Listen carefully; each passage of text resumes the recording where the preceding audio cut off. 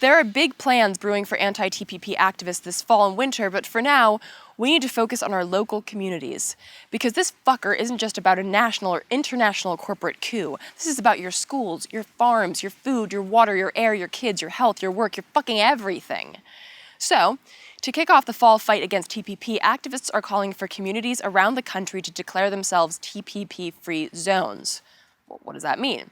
Well, as the name suggests, it's a zone that's TPP-free. I know, I'm an asshole. In other words, if the TPP is made into law, these communities will not obey the corporatocratic bullshit it brings with it. No shipping jobs overseas, no mass privatization, no GMOs, no corporate welfare, no widespread deregulation, no fracking, drilling, spilling, or planet grilling. Not here. Go fuck yourselves.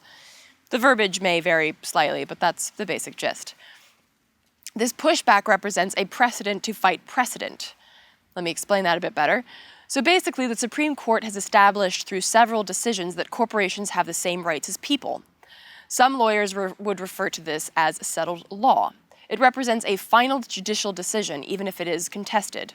Abortion is another example, gay marriage yet another. Some lawyers claim that settled law is just a meaningless throwaway term used to avoid arguments and debate. Regardless, I'm not a lawyer. Either way, corporations do reap the benefits of the settled laws granted to them by our Supreme Court. And the TPP would not only uphold the settled law of corporate personhood, it would implement an international settled law that trumps even the Supreme Court.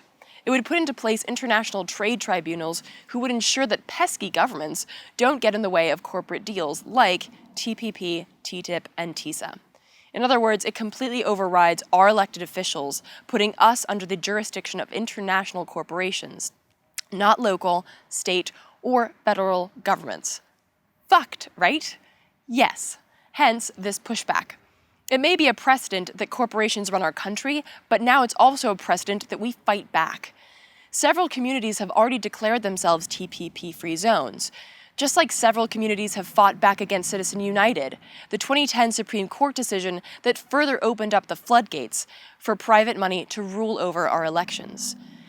And just recently in the news, California may finally get the chance to see a voter instruction on the 2016 ballot calling for a constitutional amendment to overturn Citizens United.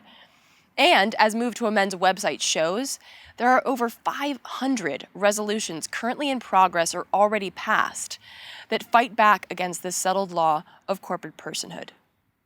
And hell, Guatemala just told Monsanto to go suck on an Agent Orange canister, overturning a June law that would have given Monsanto reign over ancestral Mayan territories and traditional cultivation processes, aka not poisonous ones.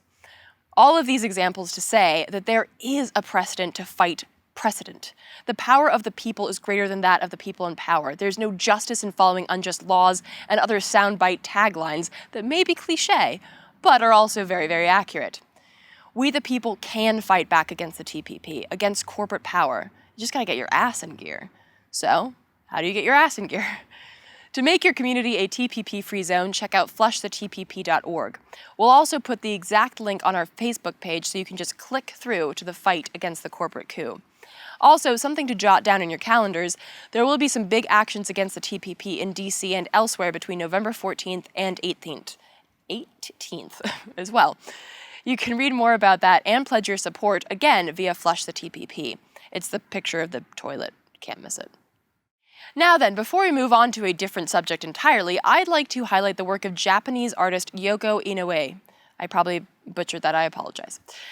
Yoko has had quite the track record of activist art, including a performance piece called Transmigration of the Soul, where she sat in an outdoor market on Canal Street unraveling sweaters with the American flag printed on them.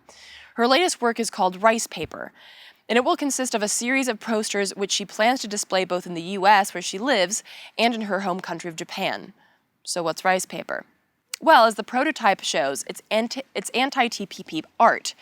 Hard to tell from the limited resources of images online, but as Japan Times reports, the piece includes a headline reading "All the news that's unfit to print," a cynical take on the New York Times motto, who, like every other corporate news outlet, has been sheepishly silent about the deal. Also present, a comic strip featuring TP Peaceman, a loincloth-wearing, fan-wielding manga character with a rice ball for a hat, warning of the dangers of pesticides. Add to this hand-drawn maps, pie charts, and articles, and you have one hell of a strong, satirical, and boldly creative take on this bullshit deal, which would affect, of course, both the US and Japan. When asked why she felt that the TPP would be a bum deal for both the US and Japan, she replied, "Who benefits?